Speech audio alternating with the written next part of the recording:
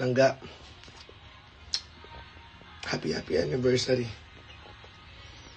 Happy Valentine's Day.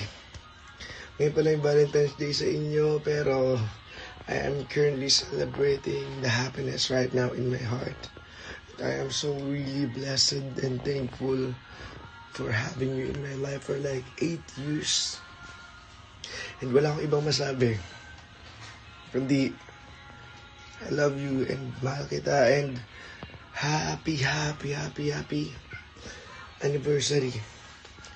Langga, thank you. From day 1 to day 1,000, you've always been part of our family, and I will always be grateful and will be always be grateful for everything that you're gonna give me, and you're gonna be showing up to me. Thank you so much. I love you. Mahal kita, and